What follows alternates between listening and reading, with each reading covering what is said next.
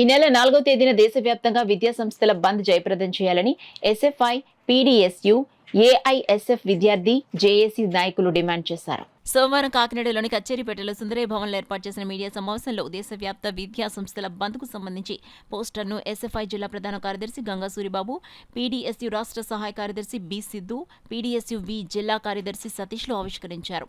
ఈ సందర్భంగా వారు మాట్లాడుతూ దేశవ్యాప్తంగా పాఠశాలల మూసివేతను ఆపివేయాలని, నీట్ పరీక్షా విధానాన్ని రద్దు చేయాలని డిమాండ్ చేస్తున్నామన్నారు. ఈ కార్యక్రమంలో విద్యార్థి జేఏసీ నాయకులు బుల్లిరాజు, స్టాలిన్, సంజయ్, వాసుదేవ్, శ్రీకాంత్, నవీన్, మూర్తి, చిన్న తదితరులు పాల్గొన్నారు. విద్యార్థి సంఘ నాయకులపై ఏదైతే కేసులు పెడతా ఉన్నారో వాటిని వెంటనే వెనక్కి తీసుకోవాలని, నిర్బంధాలని వెంటనే తొలగించాలని, దేశవ్యాప్తంగా పాఠశాల మూసివేతకి వ్యతిరేకంగా రాష్ట్రంలో విభజన చట్టం హామీల్లో ఉన్నటువంటి యూనివర్సిటీల్లో ఏర్పాటు చేయాలని, ఈ అన్ని సమస్యల మీద జూలై 4వ తేదీన ఎస్ఎఫ్ఐ, పీడీఎస్యు, పీడీఎస్వి, ఏఎస్ఎఫ్ అన్ని విద్యార్థి సంఘాల ఐక్య కార్యాచరణలో భాగంగా 4వ తారీఖున బంద్కి పిలుపునివ్వడం జరిగింది.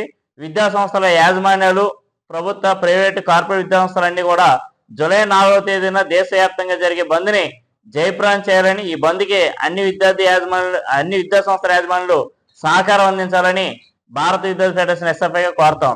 నెట్ ఎగ్జామ్ లో ప్రత్యేకంగా తీసుకొచ్చిన ఏదైతే ప్రభుత్వం ప్రత్యేకంగా తీసుకొచ్చిన నెట్ ఎగ్జామ్ ఏదైతుందో అది రద్దు చేసి పాత విధానాన్ని కొనసాగించాలని అడుగుతున్నాం. మరి దక్షిణ భారతదేశంలో ఈ నీట్ ఎగ్జామ్ వల్ల చాలా మంది అట్టడుగు వర్గాల విద్యార్థులు వైద్య విద్యకు దూరం అవుతున్నారు.